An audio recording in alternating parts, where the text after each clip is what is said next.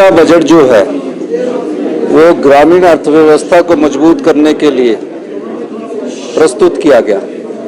किसान के हाथ में सीधा पैसा कैसे पहुंचे, किसान की आय में बढ़ोतरी कैसे हो, बागवान के हाथ में सीधा पैसा कैसे पहुंचे, बागवान की आय में बढ़ोतरी कैसे हो, इस दृष्टि से हिमाचल प्रदेश की संपदा से एक भाग इस ग्रामीण अर्थव्यवस्था पर खर्च किया गया है।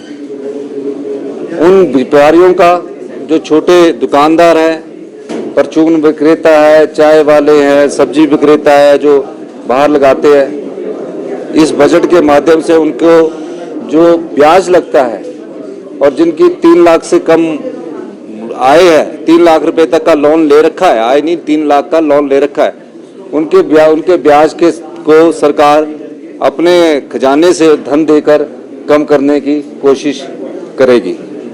चौथा, जो विधवा बहनें हैं उनके सारी बच्चों की पढ़ाई का खर्चा हिमाचल प्रदेश की सरकार उठाएगी।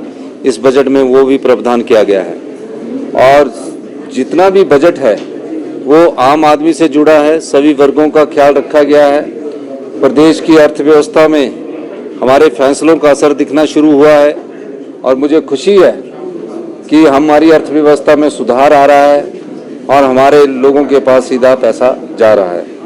आज बजट पास होने पर मैं सभी प्रदेशवासियों को बहुत बहुत शुभकामनाएं देता हूं। सरकारी कर्मचारियों का जो डीए है वो 1 जून से उनको मिल जाएगा। 15 मई के बाद किसी भी समय उनको डीए मिल सकता है, क्योंकि अप्रैल के महीने में हम अपनी ट्रेजरी को ठीक कर रहे हैं। और जो 70 साल से 75 साल का इस वित्तीय वर्ष में हम पूरा एरियर दे देंगे। उसके अलावा जो और कर्मचारी है उनका भी थोड़ा थोड़ा एरियर हम इस वित्तीय वर्ष में उन्हें देंगे। ये सभी लोगों से संबंधित का बजट है। छोटे दुकानदार और युवाओं के लिए, छोटे दुकानदार, चाय विक्रेता, पान विक्रेता, सबके लिए बजट में कुछ ना कुछ इस संपदा का भाग दिया गया है। और युवाओं के लिए जो अपने घर में सोलर पावर प्रोजेक्ट लगाना चाहते हैं, ट्राइबल में जो लगाएगा उसे 5% की सब्सिडी मिलेगी। यानी कि 1 मेगावाट का जो सोलर पावर प्रोजेक्ट लगाएगा, अगर उसकी कीमत 2 करोड़ रुपया है और उसमें इंटरेस्ट अगर 9% है तो 5% सरकार की तरफ से उपलब्ध करवाया जाएगा। 1000 बसेस अगर वो इलेक्ट्रिकल लेता है तो 40% की सब्सिडी मिलेगी, और अगर डीजल बसेस भी लेता है 1000 बसेस युवाओं को दी जाएगी, उसमें 30% की सब्सिडी इस बजट के माध्यम से दी जाएगी। और जो अपनी टैक्सी है, जिसकी एक टैक्सी है, वो अपनी टैक्सी को इलेक्ट्रिकल में कन्वर्ट करना चाहता है, पर उसका प्रोफेशन अगर गाड़ी चला रहा है, ये नहीं कि होटल वाला है कोई तो उसके द्वारा होगा, तो उसको भी हमने बोला है कि अगर आप अपनी टैक्सी को इलेक्ट्रिकल करना चाहते हैं तो 40% की सब्सिडी उनको दी जाएगी।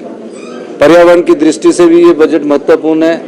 और इस बजट में हमने कई चीज़ों का उल्लेख किया है जो आपने पढ़ा होगा, और मैं सभी पत्रकार बंधुओं का भी धन्यवाद करता हूं कि आपका सहयोग मिलता रहा है। रिसोर्स मोबिलाइजेशन की तो हमारे हाथ में जो चल रहा है, लेकिन जो हिमाचल के अधिकार है, जो हिमाचल के अधिकारों पर कुंडली बैठ के जो बड़े बड़े उपक्रम बैठे हैं, उनको हिमाचल के लोगों के हित की बात सुननी चाहिए।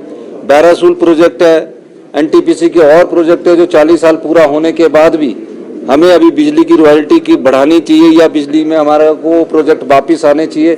मैं इस बारे में माननीय केंद्रीय ऊर्जा मंत्री से बात करूंगा और अनुरोध करूंगा कि हमारी संपदा पानी है, पानी बहता हुआ सोना है। उस सोने से बड़ी बड़ी कंपनियां तो 67,000 करोड़ की बन गई।